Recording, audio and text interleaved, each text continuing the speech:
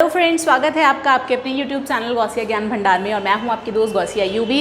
And as you know हम लोग vocabulary सीख रहे हैं। वोकैबलरी में हम लोग फ्रेजल वर्ब्स के बारे में बात कर रहे हैं आजकल।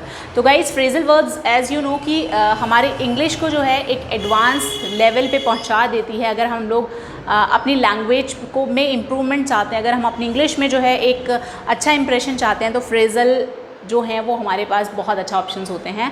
तो गाइस, प्लीज़ फ्रेजल्स को अपनी लैंग्वेज में यूज़ कीजिए और उनकी प्रैक्टिस कीजिए सो दैट आप अपनी इंग्लिश को इम्प्रेसिव बना सकें। तो वीडियो को स्टार्ट करने से पहले प्लीज़, अगर आप लोगों ने अभी तक चैनल को सब्सक्राइब नहीं किया है तो प्लीज़ चैनल को सब्सक्राइब कीजिए, वीडियो को लाइक कीजिए एंड शेयर करना भी मत भूलिएगा।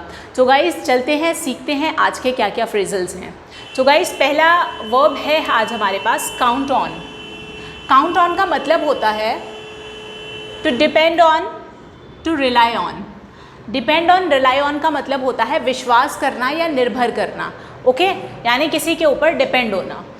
तो सिंपल एग्जाम्पल है, बहुत ही अच्छा एग्जाम्पल है। I can not count on them, कि मैं उन पर जो है भरोसा नहीं कर सकती या मैं उन पर निर्भर नहीं रह सकती। Okay, next is crop up. Crop up का मतलब होता है टू हैपन अनएक्सपेक्टेडली, यानी कि जब हमने एक्सपेक्ट भी नहीं करा था तब होना, यानी कि अचानक से कुछ हो जाना। बेसिकली ये यूजुअली हम लोग यहाँ बात कर रहे हैं प्रॉब्लम्स के बारे में। तो गाइस, एग्जाम्पल देखिए कितना अच्छा है। A number of problems cropped up.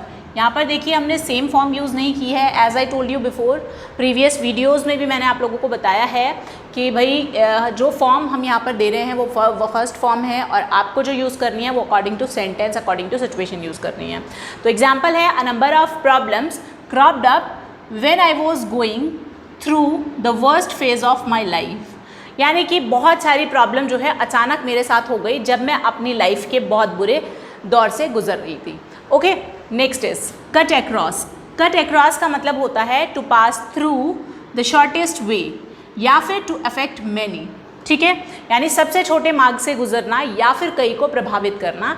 तो इसके लिए अच्छा एग्जाम्पल है, domestic violence seems to cut across most social division. यानी कि जो घरेलू हिंसा है, डोमेस्टिक वायलेंस है, वो कैसी लग रही है, मतलब कि वो क्या कर रही है, सोसाइटी के बहुत सारे हिस्सों को जो है, सोशल डिवीजन्स को जो है वो प्रभावित कर रही है। ठीक है, प्रभावित करती है। Next is cut down on. Cut down on का मतलब होता है टू कर्टेल, यानी कि कटौती करना। तो एग्जाम्पल है, we need to cut down on the intake of fatty food items, कि हमें जो है कट डाउन करने चाहिए। ठीक है, हमें किस चीज़ की ज़रूरत है, कट डाउन करने की ज़रूरत है, कटौती करने की। किस चीज़ की कटौती, इनटेक करने की, जो फैटी फूड आइटम्स है। तो भाई ये तो मेरे लिए एडवाइस है कि मुझे फैटी आइटम्स जो भी हैं उनके इनटेक को कट डाउन करना चाहिए अपनी डाइट से। तो गाइस, चलिए सीखते हैं कुछ दूसरे phrases. Next is cut in. Cut in का मतलब होता है टू इंटरप्ट, यानी कि हस्तक्षेप करना।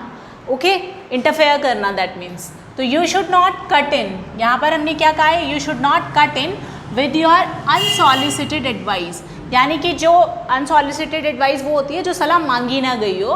तो तुम्हें जो है बिन मांगी सलाह देकर हस्तक्षेप नहीं करना चाहिए। यानी कि you should not cut in with your unsolicited advice, यानी कि जो सलाह तुमसे नहीं मांगी गई है वो तुम्हें नहीं देनी चाहिए, यानी उसमें हस्तक्षेप नहीं करना चाहिए, इंटरफेयर नहीं करना चाहिए। Next is cut out for. Cut out for का मतलब होता है दोस्तों टू बी सुटेबल फॉर। तो किसी कार्य के लिए उपयुक्त होना, यानी कि कोई सुटेबल है किसी काम के लिए। तो एग्जाम्पल मैंने यहाँ अपना ही डाला है, I am cut out for the profession of teaching, कि मैं टीचिंग प्रोफेशन के लिए सुटेबल हूँ। Okay, next is down upon.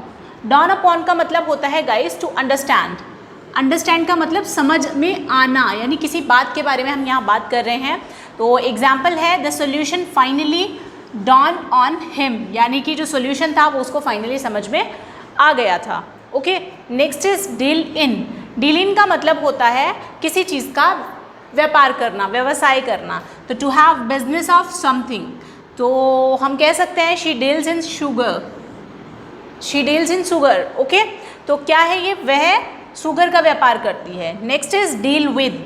देखिए गाइस, कितने छोटे छोटे से फ्रेजेस हैं, इनको आप अपनी लैंग्वेज में डाल के अपनी लैंग्वेज को कितना इंप्रेसिव बना सकते हैं। तो प्लीज़ इनको नोट डाउन कीजिए, इनको लर्न कीजिए और 3 से 4 बार दिन में कम से कम इनको यूज़ कीजिए अपने सेंटेंसेस में, अपनी लैंग्वेज में।